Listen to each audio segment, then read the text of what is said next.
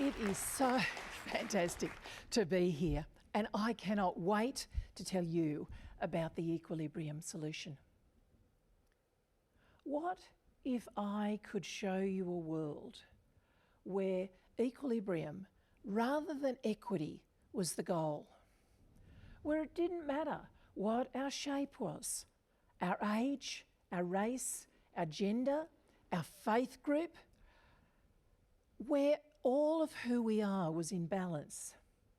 And we brought balance to our communities, our workplaces, our schools, our friendships, our relationships, where there's no stepping up or down or over, where your unique being resonates with that of others. How could we build such a world? We need an equilibrium solution. The first step is to make bias conscious. And we do this by understanding that we live in a flawed reality. I'm sure you know the scene, even if you haven't seen the whole movie. Neo sits in a winged back chair.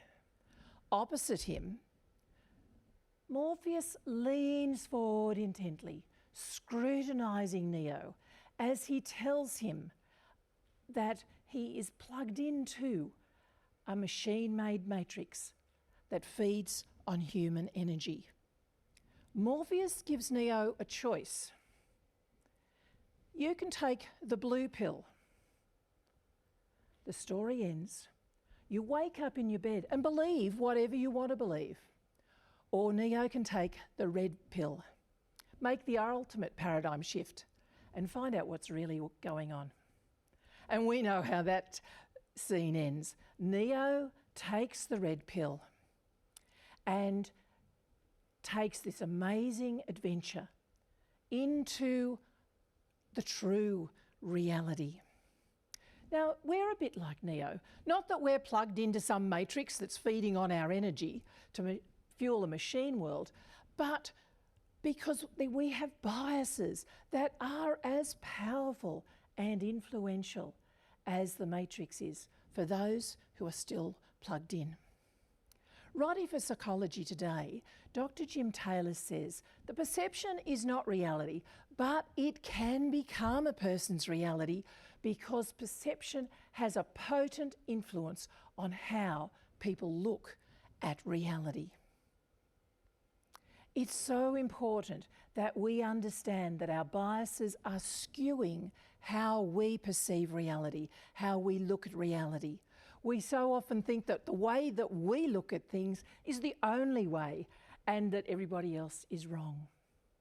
But by understanding that our biases are skewing our view of reality helps us to broaden out how we look at the world and allows us to see things differently, perhaps from a different perspective.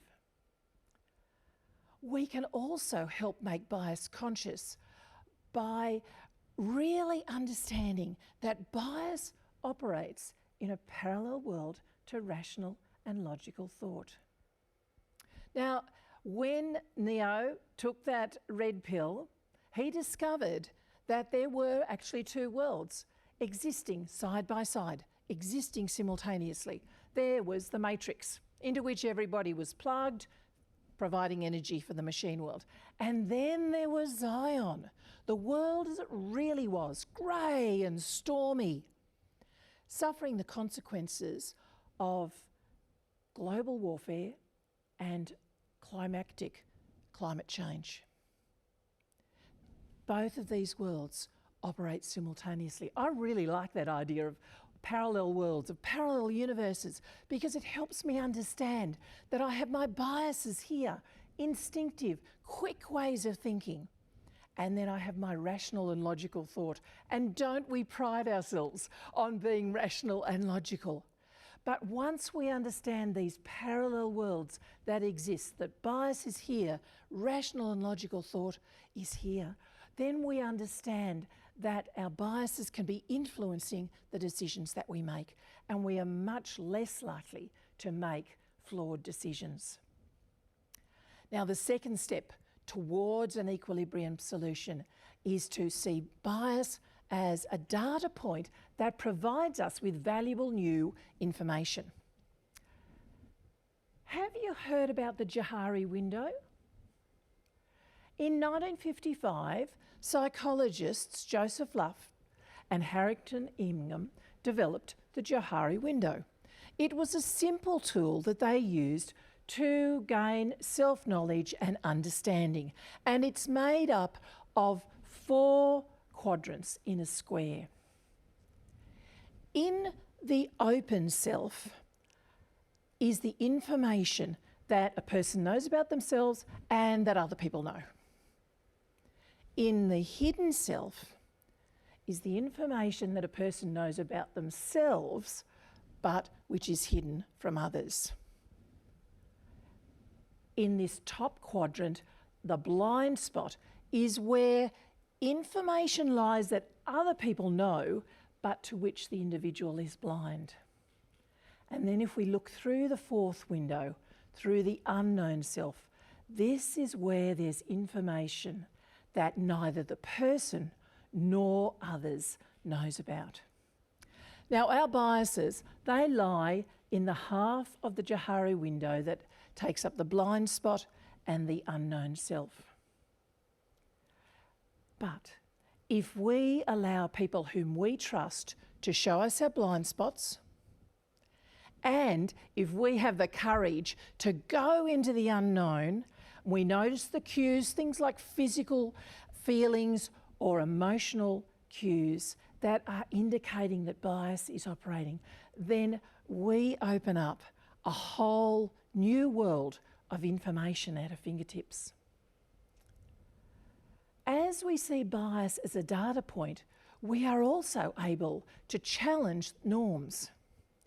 Now, we have structures and processes in place in our businesses that keep safeguards around emotional safety, physical safety, help a business grow and develop. And then there are those norms as well that just develop in the workplace about who does what, where people sit in the hierarchical social structure. A few years ago, when I was new to a leadership position, it wasn't long before I stepped over an invisible line about how things were done in this particular office. And one of the office staff apologised to me for having got me into trouble with my line manager. Now, I was really taken aback by this. That was a phrase I associated with being a child. But I soon discovered that this was a regular occurrence in the office because my line manager was a passive-aggressive micromanager. Now, I could not change how this person operated, but now that I knew this particular bias about how she operated, that she insisted everybody else followed, now that I knew this, I could let her know that I wasn't going to be treated as a child. Our 3rd step is to focus on progress rather than getting stuck in the precedents. And we do this first by having courageous conversations and then building creative connections. Let's think about courageous conversations. Do you know the name Rosa Parks? The US Congress dubbed her the mother of the modern civil rights movement. On the 1st of December 1955, Rosa Parks said no when a bus driver demanded that she give up her seat to a white man. Her consequent arrest and trial for civil disobedience sparked the Montgomery bus boycott, which was one of the largest civil rights movements against segregation in history. Rosa Parks' courageous conversation consisted of a simple word: no. It's not the length of the conversation that counts, but the courageous intent to bring equilibrium into the world. And then we need to build creative connections. In 1919, Woodrow Wilson, the 28th President of the United States, pulled together his 14 points as a basis for the League of Nations in its infancy. He was building on some tenets of how to bring nations together at the armistice and afterwards. Wilson said that, in effect, all the peoples of the world were united in this interest, and he could see clearly that unless justice was done to everyone, justice would not be done to them as an individual. Wilson was doing something quite unique.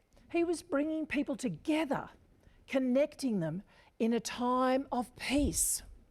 Of course, nations had allied in war, but this was something very new.